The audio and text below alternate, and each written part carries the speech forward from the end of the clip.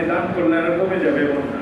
আল্লাহ পাক তো ওয়াদা করেছেন, মাসালুল্লাযীনা ইউনফিকুনা আমওয়ালাহুম ফি সাবিলিল্লাহ কামাসালি হাব্বা আমবাতাত সাবআ সানাবিলা ফি কুল্লি সুনবুলাতিন মিয়াতু হাব্বা ওয়াল্লাহু ইউযাইফু লিমান ইয়াশা। যারা আল্লাহর রাস্তায় খরচ করে তাদের দৃষ্টান্ত হলো যেন সে একটা বীজ বপন করলো, এই বীজ থেকে 7টা শীষ উৎপন্ন হলো, প্রতিটি শীষের মধ্যে 100 করে এই বীজের দানা আছে, এই শস্যের দানা আছে। তাহলে একটা থেকে কমপক্ষে কত? 700। আল্লাহ পাক বলেন আল্লাহু ইউযাইফু লিমান ইয়াশা। ইখলাস যদি বেশি হয়, একনিষ্ঠতা যদি বেশি হয়, আল্লাহর জন্যই দান করতেছে, গোপনে যদি করে তাহলে আল্লাহ পাক যার জন্য যত ইচ্ছা তত বাড়িয়ে দিবে।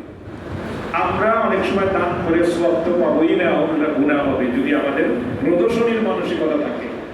গোপন করলাম, এই দান করলাম, মানুষ যদি না জানে এটা কিছু হইল নাকি, মানুষকে দেখায় দেখায় আর বিভিন্ন উপলক্ষে বলতে থাকা, এটাকে রিয়া বলে, এটা হারাম কবিরা গুনাহ। দান করবেন এমন ভাবে আপনার ডান হাত কি দান করতেছে বাম হাতও যেন টের না হয়। হ্যাঁ, কোনো কোনো ক্ষেত্রে দান প্রকাশ্যে করার কথাও আছে। হযরত রাসূল কারীম সাল্লাল্লাহু আলাইহি ওয়াসাল্লাম তাবুক যুদ্ধের জন্য চাঁদা সংগ্রহ করতেছিলেন। হযরত উসমান গনি রাদিয়াল্লাহু তাআলা আনহু দাঁড়ায় বিশাল একটা সংখ্যা বললেন যে আমি আল্লাহর রাস্তায় এতগুলো ঘোড়া, এতগুলো উট, এত সম্পদ, এত স্বর্ণ মুদ্রা, এত রৌপ্য মুদ্রা দিই। রাসূল কারীম সাল্লাল্লাহু আলাইহি ওয়াসাল্লাম আবার উৎসাহ দিলেন, হযরত উসমান আবার দাঁড়াইলেন, আবার আরো বেশি, আবার উৎসাহ দিলেন, আরো বেশি করলেন। একবার তো ঘটনা এমন ঘটছে হযরত উসমানের যে বিশাল বাণিজ্যিক কাফেলা মদিনার দিকে আসতেছে, আরেক শহর থেকে পণ্য নিয়ে, এটার এক মাথা মদিনায় পড়ছে, আরেক মাথা এখনো ওই শহরে। কত উট ছিল তাই! এই বিশাল কাফেলা আসছে এমন সময় যখন মদিনায় জিনিসপত্রের চাহিদার চেয়ে সাপ্লাই কম ছিল। ডিমান্ড বেশি, সাপ্লাই কম, হু হু করে দাম বাড়ে। ডিমান্ড আর সাপ্লাইয়ের উপরেই তো দ্রব্যমূল্যের বাড়া কমা এবং স্থিতিশীল থাকা নির্ভর করে। এজন্য শরীয়ত সরকারের দায়িত্ব দেয় ডিমান্ড অনুপাতে সাপ্লাইয়ের ব্যবস্থা করো, তোমরা মাতুব্বরি করে দাম নির্ধারণ করতে যাও না। স্বাভাবিকভাবে যদি সাপ্লাই চেইন উন্মুক্ত থাকে আর সাপ্লাই চাহিদা অনুপাতে হয়, দাম বাড়বে না। আর যদি ওখানে চাঁদাবাজি ইত্যাদি করে সিন্ডিকেট করে এই সাপ্লাই চেইনকে বন্ধ করে দেওয়া হয়, তাহলে কি হবে? হু হু করে দাম বাড়বে।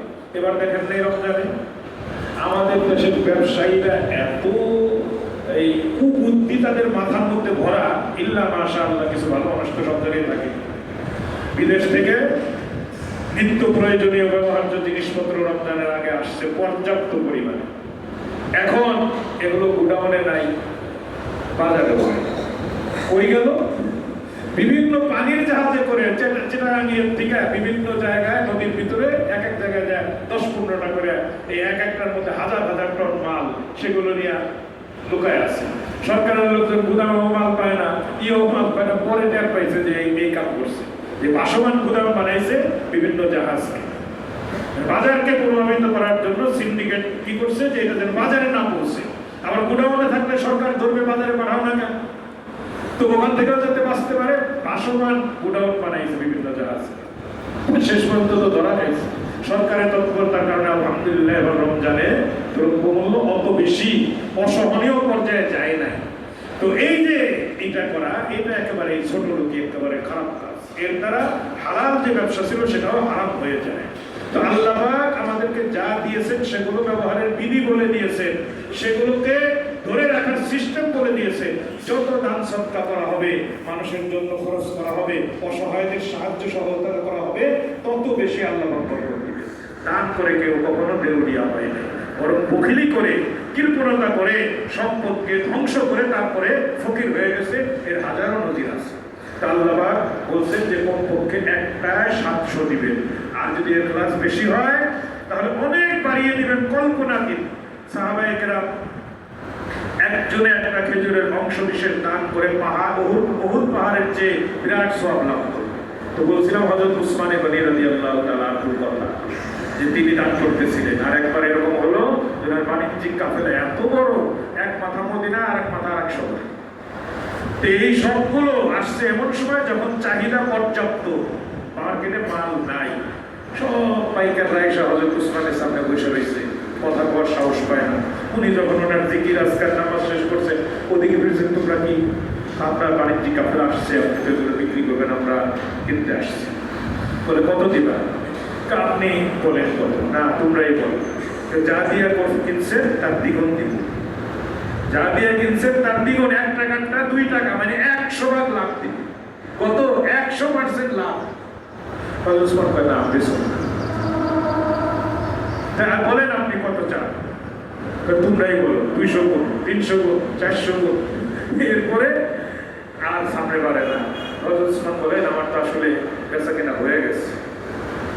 কে কিনলো? কত দিয়ে কিনলো? সবাই একার কান খারাপ করছে। আমি যার কাছে বেরোচ্ছি সে আমাকে বলছে কোন পক্ষে 700 গুণ দিবে, আর যদি এর মধ্যে আমার ইখলাস থাকে তাহলে এত বাড়ায় দেবে যেটা আমি নিজে জানি না। তো সে কে? আল্লাহ। আল্লাহর সাথে আমি এটা কি করছি? বিক্রি করে ফেলছি। অর্থাৎ পুরো কাফেলার সব মাল মদিনাতে যখন যেহেতু অভাবনটন চলতেছিল, পুরোটা আল্লাহর রাস্তায় খরচ করে দেওয়ার নিয়ত করছে। এ হলো ব্যবসায়ী। আমাদের মতো বখিল গুদামজাত করে আটকে রেখে মানুষকে জিম্মি করে এরপরে মুনাফা কামানো, এটা মুসলমানের তরিকা না। মুসলমান তো সংকটের সময় পারলে ফ্রি বিলি করবে, কারণ তার আসল কারবার কার সাথে? আল্লাহর সাথে। ইন্নাল্লাহা আশতারা মিনাল মুমিনিনা আনফুসাহুম ওয়া আমওয়ালাহুম বিআন্না লাহুমুল জান্নাহ। নিশ্চয়ই আল্লাহ ঈমানদারদের কাছ থেকে তাদের জান এবং মালকে কিনে নিয়েছেন, বিনিময় হিসাবে, দাম হিসাবে, মূল্য হিসাবে কি দিয়েছেন? জান্নাত। আমি আপনি আমার আপনার এই জীবনকেও আল্লাহর কাছে বিক্রি করে দিয়েছি। আমার আপনার মালিকানায় যে সম্পদ আছে সেটাও আল্লাহর কাছে বিক্রি করে দিয়েছি। আল্লাহ পাক এর বিনিময়ে আমাদেরকে কি দিবেন? জান্নাত দিবেন। আসল তো আমি বিক্রি করার কেউ না, আমি তো মালিক না, মালিক তো আল্লাহ আগের থেকেই ছিল। কিন্তু আল্লাহ যেহেতু আমার পকেটে দিচ্ছেন, আমার গুদামে দিচ্ছেন, আমার হাতে দিচ্ছেন, আমরা ধোঁকায় করে যেতে পারি, নিজের মনে করতে পারি। এই জন্য আল্লাহ পাক আবার সতর্ক করে আমার কাছে বিক্রি করো, আমি তোমাকে জান্নাত দিব, আমি তোমাকে জান্নাত দিব। পুরো দুনিয়া জমি জমা যা কিছু আছে, সম্পদ যা কিছু আছে, মানুষের সম্পদ, জমানো সম্পদ যা কিছু আছে, সব কিছুর বিনিময়ে জান্নাতে একটা চাবুক পরিমাণ জায়গার মূল্য হবে না। চাবুক এক ধরনের আঘাত করার জিনিস, যার ধরার জায়গা থাকে শক্ত লাঠির মতো, সামনে থাকে চামড়া জাতীয় জিনিস। এগুলো দিয়ে পশুকে ইয়েকে আঘাত করে। আগের দিনে মানুষ নির্যাতনের জন্য এটা করতো। এই চাবুকটার কতটুকু জায়গা কভার করে? সর্বোচ্চ কয়েক স্কোয়ার ইঞ্চি জায়গা হবে, কারণ ওটার চওড়াই 1 ইঞ্চির বেশি হওয়ার কথা না, লম্বা হয়তো 1-2 ফুট। তো এতটুক জায়গারও জান্নাতের মূল্য পুরো দুনিয়ার পুরো সম্পদ দিয়ে হবে না। আল্লাহ পাক সেই জান্নাত আমাদেরকে দান করবেন। আর সবচেয়ে ছোট জান্নাত যাকে দিবেন, মুসলিম শরীফের রিওয়ায়াতে আছে দুনিয়া এবং তার সমপরিমাণ। আরেক বর্ণনায় আছে আশারাতু আমসালিহা, দুনিয়া এবং তার 10 গুণ। এখানে মুহাদ্দিসিনরা বলেন 10 গুণ না 11 গুণ, কারণ একটা তো আল্লাহ দিবেন, ওইটার সমপরিমাণ আরো 10টা, তাইলে ওইটা সহকটা হলো 11টা। এই পুরো দুনিয়ার 11টার চেয়েও বেশি একজন সবচেয়ে ছোট্ট জান্নাতের অধিকারী যে তার জায়গা হবে। কত কিছু আল্লাহ দিবেন। সেই জান্নাতের বিনিময়ে আমাদের সম্পদ এবং জীবন কিনে নিয়েছে। কাজে আমাদের জীবনও আল্লাহর হুকুম মোতাবেক ব্যবহার করতে হবে, কাটাইতে হবে। আমাদের সম্পদকেও আল্লাহর হুকুম মোতাবেক খরচ করতে হবে। তো খরচের একটা সিস্টেম হলো আল্লাহর রাস্তায় দান সদকা, সাদাকাতুন জারিয়া।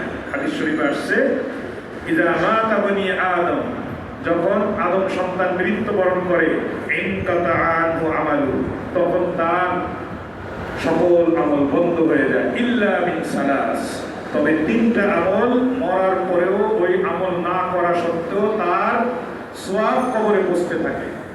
সাদাকাতুন জারিয়া, একটা হলো সদকায়ে জারিয়া, অর্থাৎ এমন দান করেছে যেটা থেকে মানুষ যুগ যুগ ধরে উপকৃত হচ্ছে, সে মরে যাওয়ার পরেও এই উপকার অব্যাহত আছে। যতদিন ওই তার দান করা জিনিস থেকে মানুষ উপকৃত হবে, কবরে বসে সে সওয়াব পেয়ে যাবে।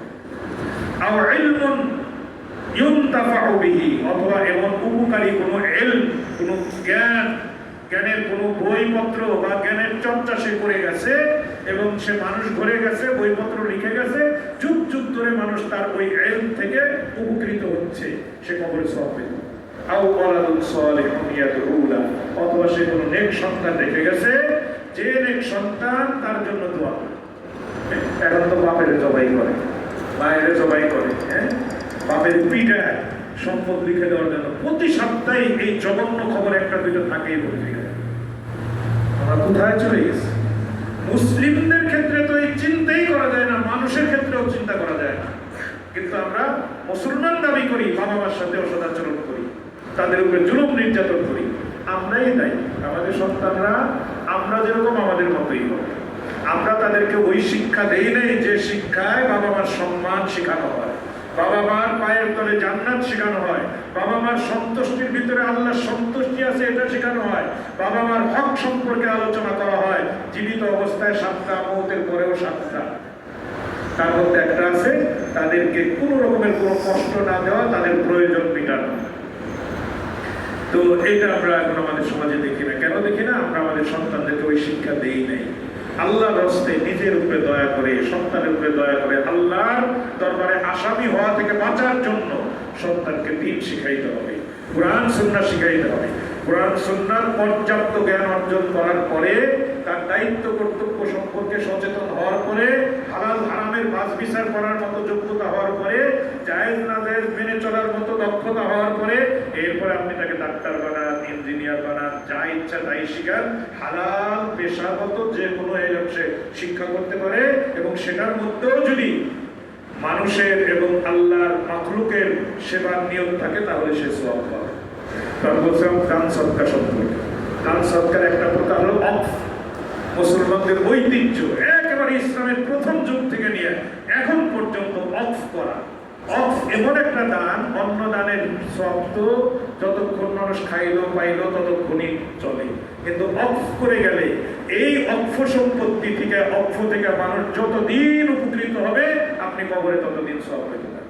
আগে মুসলমানদের মধ্যে পানির কুয়া ক্রয় করে খনন করে অক্ষ করার সিস্টেম ছিল।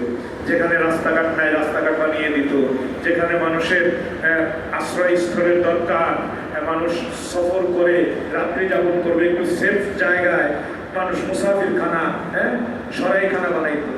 এই হোটেল সিস্টেম এটা তো ইহুদিদের আবিষ্কার, এই বখিল জাতির আবিষ্কার।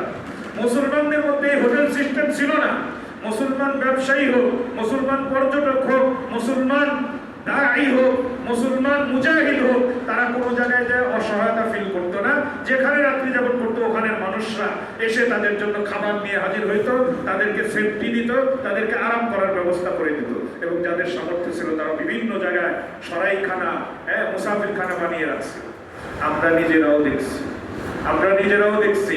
আমরা একবার আফগানিস্তান থেকে পাকিস্তানের ভিতরে হয়ে আফগানিস্তানের আরেকটা অঞ্চলে যাচ্ছিলাম, মুজাহিদদের একটা বড় গ্রুপ। রমজানে ইফতারের আগ মুহূর্তে একটা জায়গায় পৌঁছি যেখানে এই রিফিউজিদের ক্যাম্প, আফগানিস্তান থেকে যুদ্ধের কারণে তারা পাকিস্তানে এসে ঝুপড়ি ঝাপড়ি বানায় আছে ওই এলাকায়। তো ওখানে একটা মসজিদের মধ্যে আমরা ইফতারের সময় ঢুকছি, 5-6 মিনিট সময় ছিল। এই গ্রুপকে দেখে ওই গরিব মানুষরা যারা অন্য জায়গা থেকে এসে এখানে ঝুপড়ির মধ্যে থাকে, তাদের বাড়িতে যা ছিল খাবার দাবার এনে হাজির করছে। আবার ওই রাত্রে ওখানে থাকা হবে, সাহের সময় কি খাবে? কাতার থেকে সামনের কাতারে যারা আছে তারা 5জন করে নিয়ে যান। এরপরে যদি বাসে তাহলে দ্বিতীয় কাতারওয়ালারা পাবে। অর্থাৎ মেহমানদারির প্রতিযোগিতা, নিজের খাবার জুটে না। আর হযরত রাসূল করিম সাল্লাল্লাহু আলাইহি ওয়াসাল্লামের যুগে তো দেখছি, মদিনায় যাওয়ার পরে সাহাবায়ে কেরামের পানির কষ্ট হচ্ছিল, সুপেয় পানির একটা কূপ হযরত উসমান ক্রয় করে অফ করে দিলেন মুসলমানদের জন্য।